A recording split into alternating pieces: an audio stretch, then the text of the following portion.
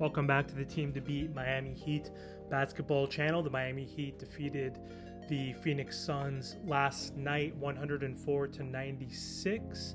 The Miami Heat are now 21-19, and they are currently 8th place in the Eastern Conference playoff race.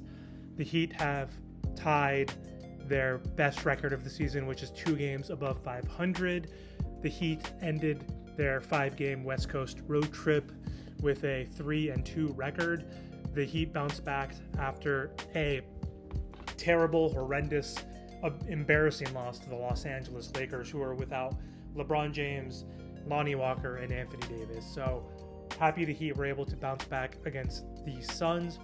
The Suns were missing Devin Booker, who was not playing this game, and then they also missed out on having Chris Paul play the entire game. He was able to only play the first half, and then left the game due to right hip soreness. So fortunately they were out, because otherwise I think if the Suns had a healthy Chris Paul and a healthy Booker, then they definitely would have beat the Heat. So the Heat, even though they won by 8, it was a very close game. Just frustrating and not a very exciting victory, but nonetheless the Heat were able to be 3-2 on this 5-game road trip. So I guess I'm happy about that. The Heat have won 9 out of their last 13, but even with that record, the team is only 2 games above 500, and so they are still struggling.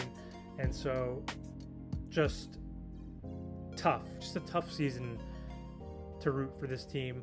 I'm of course going to always root for this team, but this is just like the turning point right now. We're almost exactly at the midway point of the season, and so just the team needs to be above 500 moving forward, right? We can't be below 500 or even at 500 at the midway point. That's just mediocrity. And so happy that he were able to pull off this victory. Victor Oladipo was the story of the night.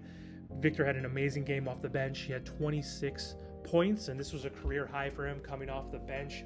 He shot 7 of 10 from the field, including 4 of 6 from beyond the arc, and he also had 10 free throws, and he made 8 of them. So really spectacular performance from Vic. Happy to see that. He had 26 points on 10 shots. Like, you love to see that. I love to see him penetrate and break down the Suns defense. When he drove to the right, he got plenty of baskets on the right-hand side. Just happy to see him be aggressive and get to the free throw line that many times. So Victor has a pep in his step, if you will, and he looks pretty quick. It looks like he is trending in the right direction from his past horrific injuries and the injury that he sustained this year in the offseason with his knees. So I'm just happy that he played really well. Obviously he does great defensively, but I think his defense even improves even more when Victor's doing better on the offensive end. So Victor also had a few assists and a few steals, so he just proved to be overall a two-way impact player, and he was super vital to the Heat's victory. Jimmy Butler and Bam Adebayo both also had productive nights yet again. Butler finished with 20 points, 5 rebounds, 6 assists, and a pair of steals, while Bam had 21 points, 11 rebounds, 2 assists, and 2 steals, and was really effective from the field. He shot 10 of 15. Max Strus also played pretty well. It was a roller coaster of a shooting night for him. He shot 5 from 12 from 3, but he made some huge triples in the fourth quarter, including an one to put the Heat up. So he played really well, had a few assists, a steal, and a block. So happy to see Max contribute with 19 points. He was 5 from 15 of the field, which was not great, but he still made big shots and contributed on offense, which we dearly needed. Kyle Lowry, just non-existent once again. 10 points, 3 of 11 from the field, 1 for 8 from 3. So just not making an impact at all on this road trip. Polar opposite of Victor Oladipo, who's been spectacular on this 5-game road trip. He's been averaging 19 points per game off the bench. Only one game was missing Tyler Hero, so I think he got more minutes yesterday because of that. But nonetheless, Kyle Lowry has been a disappointment.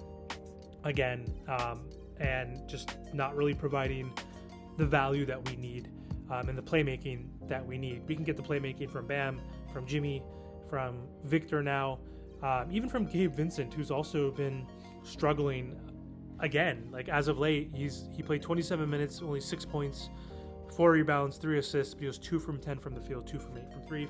That's not going to cut it. He needs to step up. Dwayne Dedmon played 10 minutes last night. He was a -9, of course, 2 points, 4 rebounds, couple fouls, of course. So not sure why Orlando Robinson didn't play. It might be due to his two-way contract, but not sure if him being dressed up and on the bench counts towards the amount of games that he could play. And if that's the case, then why the hell is he not playing out there? Why did Dedmon get those 10 minutes? I don't understand. So let's see who else. Hayward Highsmith started for the injured Caleb Martin.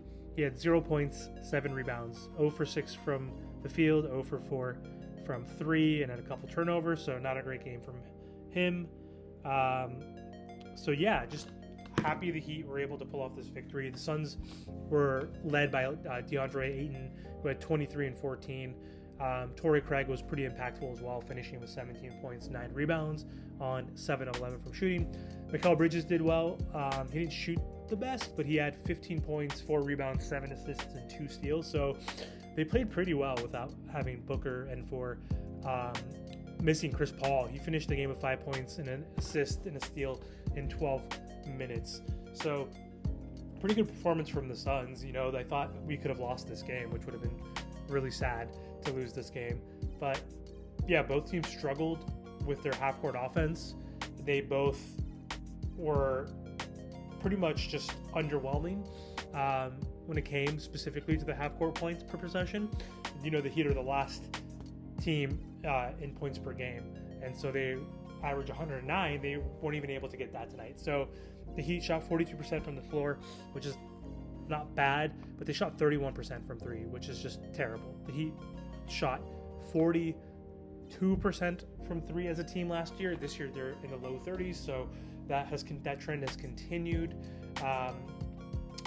So yeah, the Heat need to definitely improve on that, because that's what they rely on. It seems like outside of Bam and Jimmy playing aggressively inside the paint, they definitely need Max Strus and Lowry and Strus, Caleb Martin when he comes back, to shoot more effectively. So Duncan Robinson's going to be out with a finger injury for a month, so he's been in and out of the rotation. He has shown an uptick in his threes before the injury, so that's just a huge area, which predicts whether the Heat are going to win outside of the rebounding battle. So final quarter was really all about Victor Oladipo.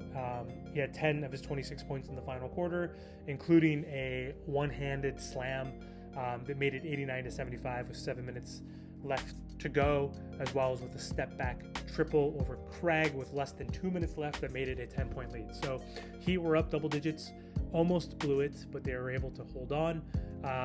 They have now won 5 of their last 7 and 9 of the last 13, as I mentioned, even though, again, it doesn't feel like it.